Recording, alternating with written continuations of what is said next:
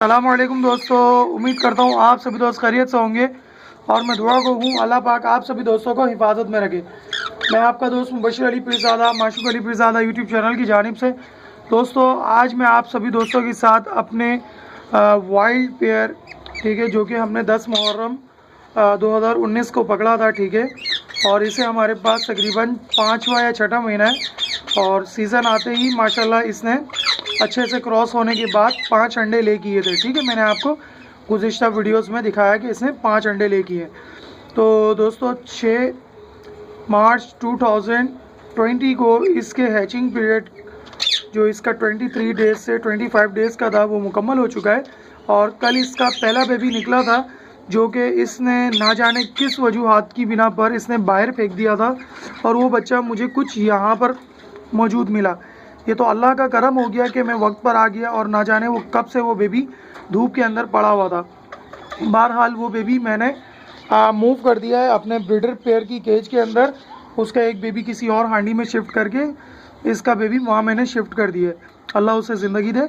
बहरहाल यहाँ पर हमारे पास नीचे सपोर्ट में ये चकोर खाने वाली नेट लगी हुई है, तो इस बाइस इसका बेबी नीचे आर पार नहीं हुआ, वरना कौवा नहीं तो चींटियाँ या तो चुईया पकड़ कर ले जाती। ठीक है, बहरहाल मैं आपको दिखाता हूँ। आज तारीख है 7 मार्च 2020। देखते हैं अब तक इसके कितने चिक्स निकल आए।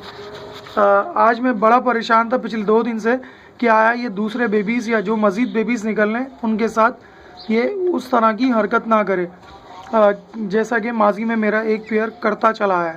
ठीक है, तो चलाएं दोस्तों वक्त ज़ाया किए बगैर कि इसके अब तक कितने बेबीज़ निकल आए। ठीक है, तो चलाएं दोस्तों देखते हैं।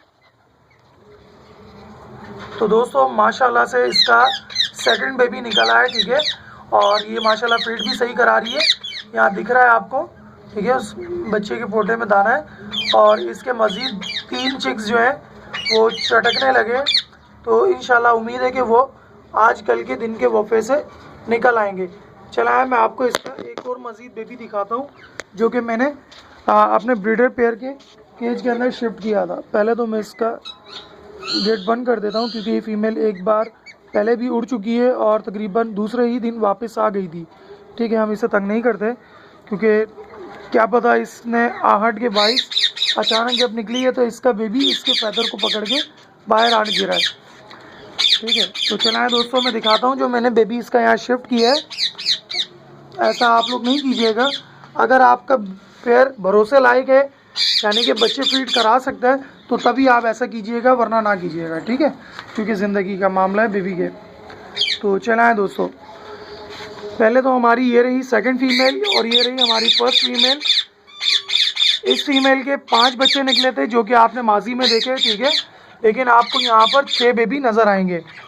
ठीक है, मैं अगर काउंट कराऊँ आपको 1 2 3 4 5 6 बेबीज़ हैं। ठीक है, ये सबसे छोटा वाला बेबी मैंने यहाँ मूव कराया है अपनी सेकंड हांडी का। ठीक है, क्योंकि ये उनमें सबसे बड़ा बच्चा था तो मैंने इसको यहाँ शिफ्ट कर दिया और आज इसको दूसरा दिन होने को है। ठीक है, तो उम्मीद करते हैं ये अच्छे से फीड कर लेगा इस। ठीक है, क्योंकि दूसरे तमाम बच्चे बड़े हैं, ये बेबी एक छोटा है और जो हमने यहाँ पर मूव कराया बेबी माशाल्लाह से वो ज़िंदा है। ठीक है, ये रहा सबसे छोटा वाला बेबी, ये हमने वहाँ से यहाँ मूव कराया। ठीक है, आप देख रहे होगे माशाल्लाह इसके पोटे के अंदर भी दाना है। ठीक है, फीमेल फीड करा रही है इसे। ये माशाल्लाह अल्लाह से दुआ है कि ये सरवाइव कर जाए। ठीक है, क्योंकि इसको पिछले यानी कि कल के दिन इसको बिल्कुल भी फीड नहीं थी, आज फीमेल ने इसे फीड कराई है। अगर ये कमज़ोरी के बायस दाना नहीं मांगेगा तो ये मर सकता है। ठीक है, बहरहाल दुआ हमारी अल्लाह ताला से ये है कि ये बेबी सरवाइव कर जाए। ठीक है, तो हम इसका अपना ज़ाती बेबी भी एक ऐसा करते हैं, यहाँ मूव कर देते हैं क्योंकि उसकी सेहत मुझे थोड़ी सी डाउन दिख रही है। बहरहाल कोशिश करते हैं और दुआ ये है कि फ़ीमेल फीड करा लेगी। ठीक है, अपने चारों बेबीज़ को। बहरहाल ये हर साल 3 बेबीज़ ही निकालते आई है। ठीक है, आप देख रहे हो फीमेल मुझे बाइट करने के लिए जा रही है, लेकिन मैं आदी हो चुका हूँ इनका। मैं कोशिश कर रहा हूँ कि इसका हेड ऊपर रहे ताकि फ़ीमेल से ये दाना मांग सके। ठीक है। तो मैं इसको सीड्स के लिए अभी यहाँ पर देने वाला हूँ। बाजरा पड़ा हुआ है, इसको मुझे अलहदा से घुसकर सनफ्लावर सीड्स डालने पड़ते हैं ताकि फ़ीमेल ऊपर ही फीड करे और अपने बेबीज़ को फीड कराए, ठीक है। रही बात दोस्तों जेंडर की, तो आप में से बहुत सारे दोस्त ऐसे हैं जो कि मेरे कस्टमर भी हैं, तो वो कहते हैं कि सिर्फ हमें मेल जेंडर चाहिए। तो भाई अगर आपको मेल जेंडर अगर बेबी मिलेगा तो मैं फ़ीमेल जेंडर का क्या करूँगा। जैसे हर साल मुझे तकरीबन 6 से 7 फीमेल रोकनी पड़ती हैं फिर इसी वाइज, क्योंकि फ़ीमेल हर कोई परचेज़ नहीं करना चाहता। लेकिन आपको यहाँ बात बताता चलूँ कि आप अगर ट्रेन करो और बेबी को टॉकिंग पर लाना चाहो और अगर उसे कुछ ना कुछ सिखाते हो आप ट्रिक्स, तो यकीनन फ़ीमेल भी बिल्कुल सीख सकती है। जिस तरह से मेरे पास जो मैंने टॉकिंग पेयर का एक जोड़ा लगाया है, ठीक है, जिसमें मेल भी टॉकिंग है, ठीक है, जो कि मेरा हैंड टाइम है, फीमेल भी हैंड टाइम है प्लस टॉकिंग है, ठीक है। तो दोस्तों अगर आप तकरीबन 3500 से 3800 या 4200 का अगर बेबी परचेज़ करते हो और अगर आप उसे 6 मंथ लगाते हो, अगर वो जेंडर में फ़ीमेल आती है या अगर मेल बनता है, तो बज़ाहिर वो 6 मंथ बाद आपके हाथ पे बैठने वाला बेबी या आपने कुछ उसको अल्फाज सिखाए हैं, तो वो उस सूरत में भी तकरीबन बआसानी 5500 से 5000 के अंदर सेल हो जाता है, ठीक है। तो आप लोग सिर्फ जेंडर में मेल जेंडर के पीछे ना भागा कीजिए आप लोग, ठीक है।